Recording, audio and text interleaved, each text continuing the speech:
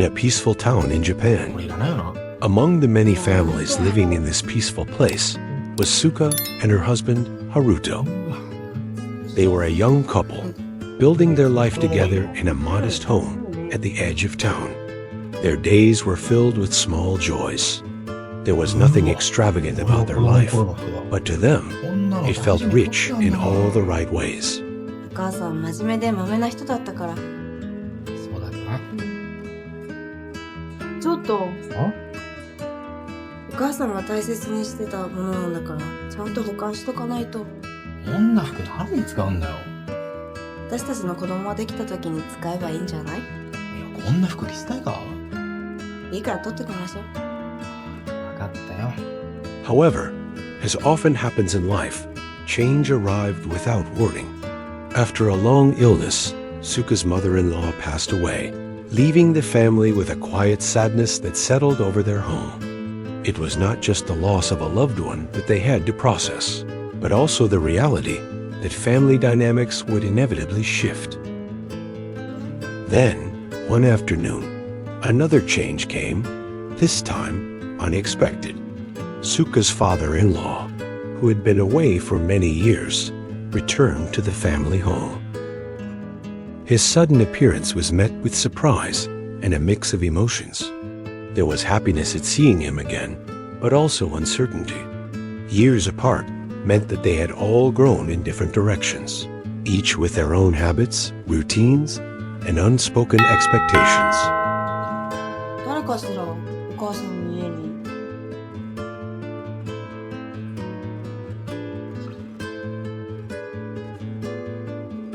はーい。お父さん。いや、久しぶり。久しぶりって、よく帰ってこれましたね。どういう意味だ？考えればわかることじゃないですか。上がらしてもらえ。ちょっと。また。お父さん。おいこち。おお、翔吾、久しぶり。久しぶりじゃないだろう。そうよ。な、自分の女ぐらい教育しとけ。私のことをどの面下げて帰ってきたみたいな失礼なこと言ったんだぞ、こいつは。当たり前だろ。母さんの葬式に出なかったんだから。あいつだってな、わしに死んだ顔なんか見られたくないと思ってな。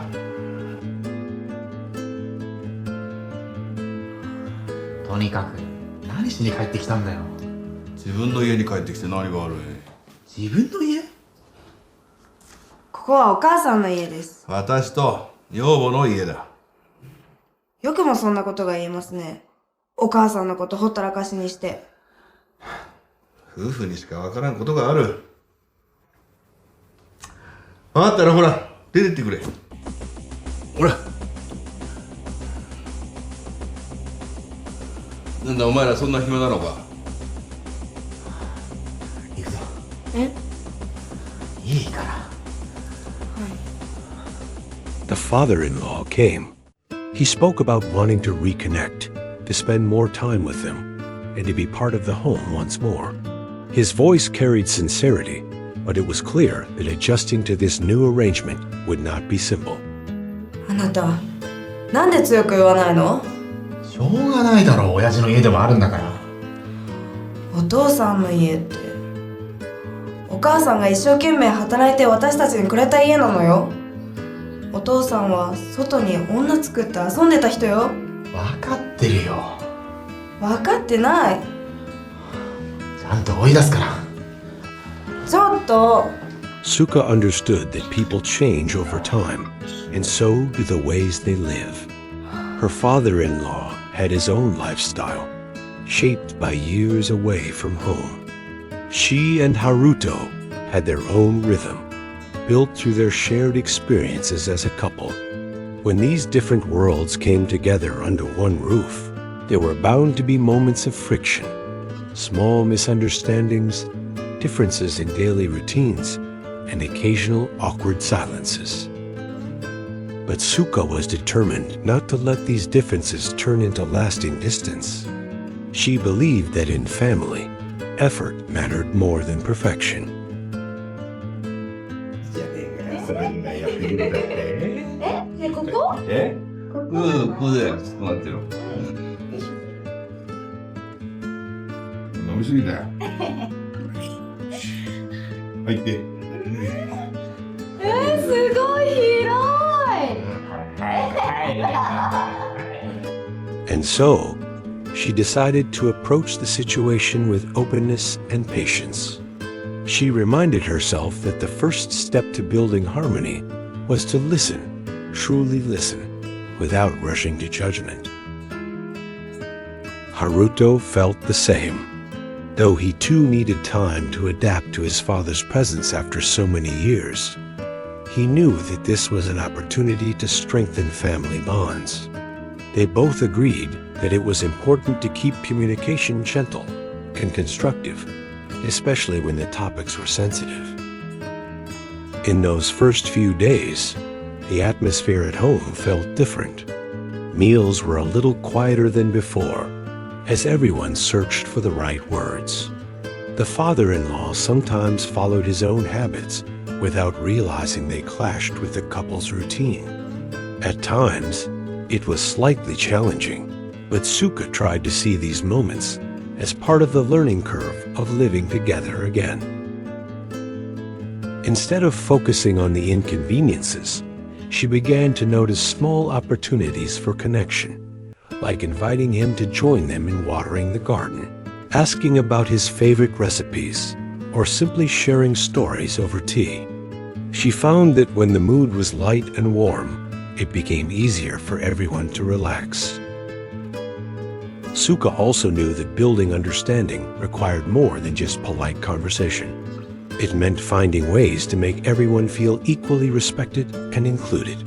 She and Haruto often discussed privately how they could create a living arrangement that worked for all of them, one where no one felt overlooked and everyone felt valued. It wasn't about avoiding differences altogether, because that would be unrealistic. Instead, it was about creating a home environment where differences could be acknowledged calmly and addressed respectfully. And deep down, Suka hoped that with time, those differences could even become strengths, a reminder that diversity in a family's perspectives can bring balance, as long as there's kindness at the core. What Suka didn't know yet was that this chapter of their lives, though starting with uncertainty, would soon bring moments of growth, understanding, and unexpected closeness.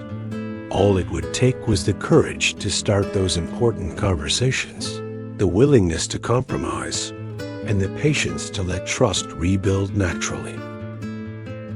In her heart, she believed that family was not just about living together, it was about learning together. And this was just the beginning of that journey.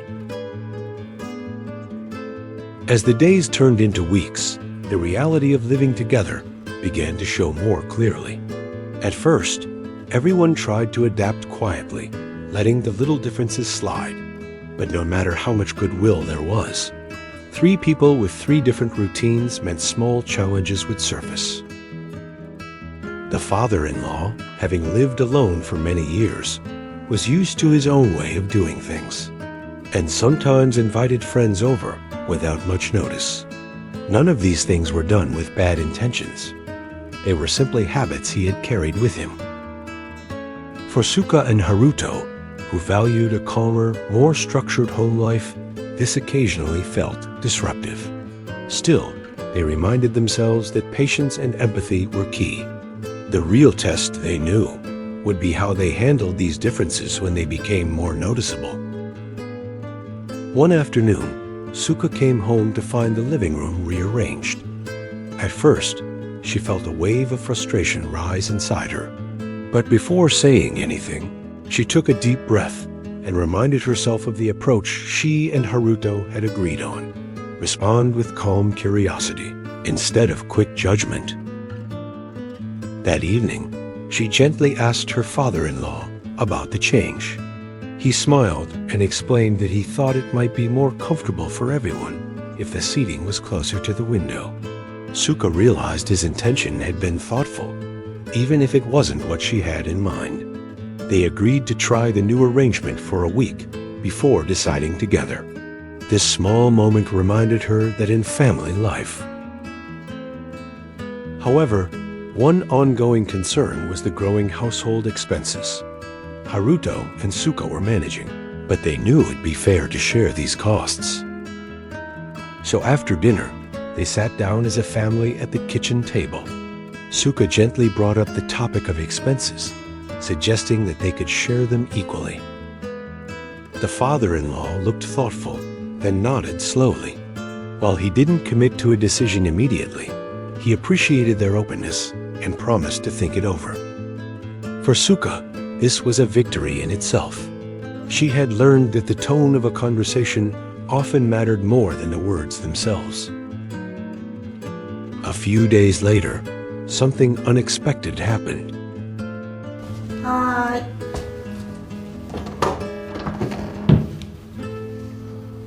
お父さん、何ですか？ちょっと話ができないかなと思って。家をな、借りたんだ。来月出ていくことにした。 The father-in-law returned from the market, carrying a neatly wrapped box.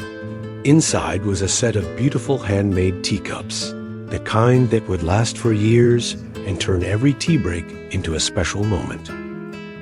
This, he said with a gentle smile, is my way of saying thank you for your patience, for welcoming me back, and for letting me find my place here again. It wasn't the solution to every challenge they faced, but it was a gesture full of meaning. It showed that he valued the relationship more than any disagreement. お父さん、外。 That day, they used the new cups for the first time, sipping tea together under the soft light of the living room lamp. There were still small differences between them, and not everything was perfectly aligned, but something had shifted. The air felt lighter, and the silence between them was no longer awkward. It was the kind of quiet that felt safe. In that moment, Suka realized that family harmony didn't come from avoiding every possible conflict. It came from facing those conflicts with kindness, keeping the door open for understanding, and remembering that each person's presence had its own story. They were still learning how to live together, but they were no longer three separate lives under one roof. They were slowly becoming a family in the truest sense. As the weeks passed, the household began to settle into a more natural rhythm. It wasn't that all differences had disappeared. They were still there, quietly woven into the fabric of daily life. But something had changed in the way they approached those differences. There was more patience, more listening, and a growing willingness to meet each other halfway. Suka found herself reflecting often on how much she had learned from this experience. She had always known that family relationships could be complex, but living through this new chapter had shown her just how important it was to respond to challenges with empathy rather than frustration. She realized that when people return to our lives after a long absence, it's easy to expect them to instantly fit in to the way things are now. But just as time had changed her and Haruto, it had also changed her father-in-law. They weren't picking up from where they had left off years ago. They were starting a new relationship, one that needed to be built with fresh understanding. It became clear that open communication was the anchor that held them together. Whenever something felt uncomfortable or unclear, they made it a point to speak gently and directly about it, instead of letting small misunderstandings grow into bigger problems. And when words were hard to find, they used actions, a shared meal, an offer to help in the garden, or simply sitting together in companionable silence. The teacups her father-in-law had given them became more than just cups. They became a quiet reminder that goodwill could be expressed in many forms. Every time Suka poured tea into them, she remembered that small, thoughtful gestures could have a powerful impact on trust and connection. Haruto, too, noticed changes in himself. He realized that being a bridge between two generations wasn't just about finding compromises. It was about showing each side that their perspective mattered. He made a conscious effort to thank his father for the things he did around the house, and to acknowledge Suka's patience in adapting to the changes. Through it all, one truth stood out. Harmony in a family doesn't mean the absence of differences. It means finding ways to live with those differences without letting them damage the bond. And often, that requires letting go of the need to always be right and focusing instead on what will strengthen the relationship. A family's shift to respect and understanding turned daily moments into warmth, proving that kindness, patience, and openness can transform differences into growth and deepen bonds. By now, the house that had once felt filled with uncertainty had transformed into a place of shared life, and the rhythm of their days had found a gentle balance. Suka often remembered the first evening they discussed expenses, a delicate moment that became the turning point toward understanding. Her father-in-law grew lighter, joining in small activities, repairs with Haruto, sharing traditional recipes, and tending the garden. Disagreements still arose, but they learned to pause, listen, and consider each other's views. An afternoon at the dinner table, Suka reflected on their imperfect yet cherished life. They had chosen relationships over pride, listening over speaking, and giving over expecting. She realized family is built through effort, respect, and care, with differences adding richness. Peace at home is crafted daily through kindness, honesty, and growth. As golden light filled the garden, she felt deep gratitude, thinking, this is what a home should feel like. Not perfect, but filled with people trying their best for one another. And perhaps that was the greatest reminder of all, that in the end, a loving home is never about the absence of problems. It's about the presence of people who care enough to face those problems together.